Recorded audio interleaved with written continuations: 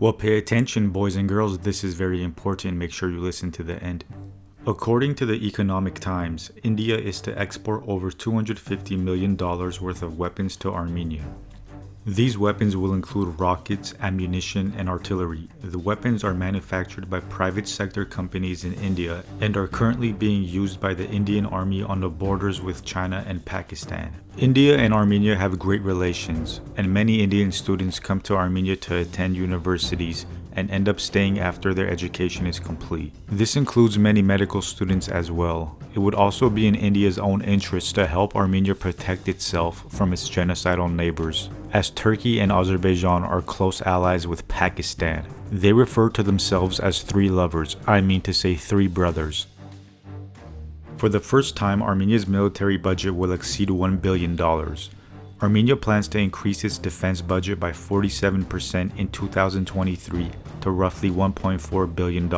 Not enough in my opinion. This will increase the available pool for new weapons, infrastructure, military healthcare, and training. Armenia needs to seriously consider working closer with India as well as acquiring tactical nuclear weapons from them. A nuclear weapon in Armenia's military and our genocidal neighbors Turkey and Azerbaijan may think twice before they attempt their next invasions. Aliyev and Erdogan only understand force and action. Aliyev will think twice before attacking Yerevan if we have nuclear weapons in our arsenal, because he would know the entirety of Baku and Azerbaijan will be completely flattened. In 2022, wars should be avoided, but it's been proven that peace treaties and ceasefires are not respected by Azerbaijan. Aliyev has made his intentions very clear both by actions as well as stating them publicly: the complete annihilation of Armenia.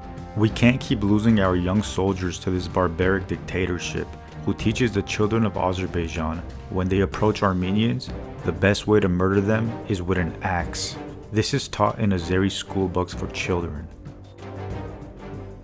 Nikol Pashinyan stated today that hundreds of millions of dollars were spent on weapons and ammunition from our allies, but supply commitments were never met. Essentially saying that Russia scammed Armenia and never sent Armenia the weapons they had already paid for. Pashinyan suggests that Azerbaijan's efforts to stop Russia from arming Armenia is the reason why Russia did not send the weapons. If this is true, the Russians have to explain why they left Armenia completely weaponless and alone while knowing that Azerbaijan and Turkey were on our heels waiting to attack. This is either Pashinyan trying to push an anti-Russia narrative or Russia scammed us, again. Whether or not if Pashinyan's statements are true, he shouldn't have waited so long to realize the weapons from Russia were not arriving.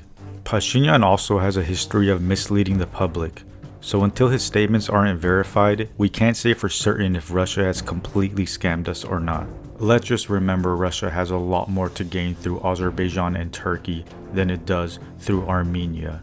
This myth of Russia being Armenia's friend, ally, and protector is nothing but a fairy tale. With this new military budget increase, it leads me to think, why have we waited so long to raise the military budget to over $1 billion when we have two genocidal terrorist neighbors knocking on our doors? This isn't meant to only criticize the current administration, but the past leaders as well. Do we also trust that this current administration will use the money wisely? No more rockets that don't fire, please. This is a step in the right direction. However, I believe that a lot more needs to be spent on our military. Our strong military and our soldiers are the only chance of survival for Armenia, and we can't rely on any peace treaty, and especially any CSTO agreement, to protect our borders. The CSTO has failed us over and over again and are in bed with our genocidal neighbors. Lukashenko has also made anti-Armenian remarks. And this tubby-wubby replica Putin needs to stay out of Armenian affairs and worry about his own country. I wonder what Lukashenko would be doing if his neighbors Russia and Poland were genocidal terrorist maniacs who have been trying to wipe Belarus off the map for the past 100 years. He would probably be looking for alternatives to weapon suppliers as well.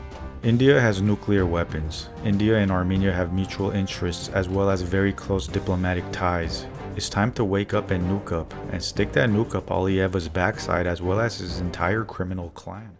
Well, pay attention, boys and girls, this is very important. Make sure you listen to the end. On September 28, 2022, Azerbaijan has once again broken the ceasefire on Armenia's eastern border. As a result of Azerbaijan's provocations, 3 Armenian servicemen have been reported killed. This comes days after Aliyev supposedly held peace talks through mediators from America and France.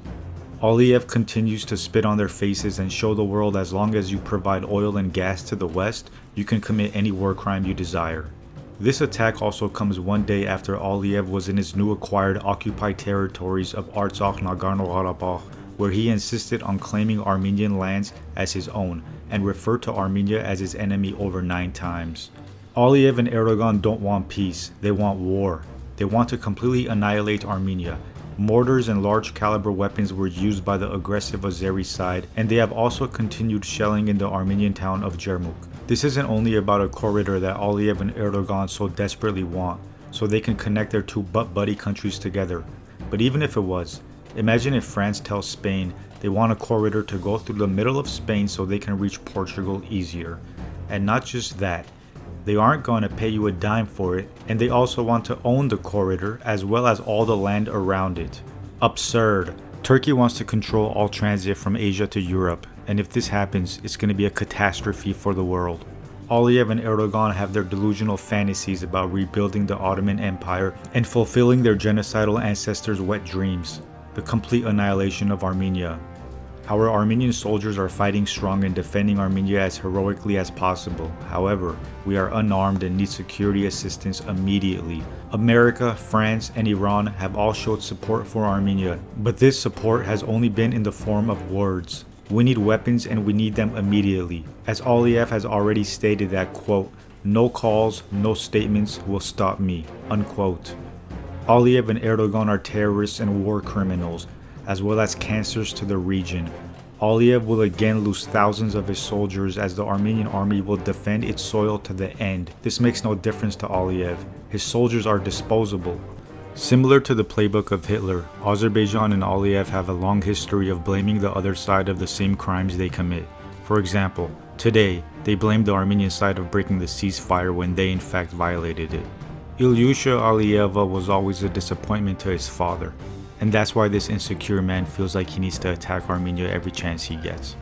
Erdogan plays the role as Aliyeva's new daddy, and Aliyeva just wants to make his new daddy proud. Erdogan and his cheeky-faced wife make jokes about Armenian prisoners of war. They laugh about it while the citizens of their countries live on the streets like dogs.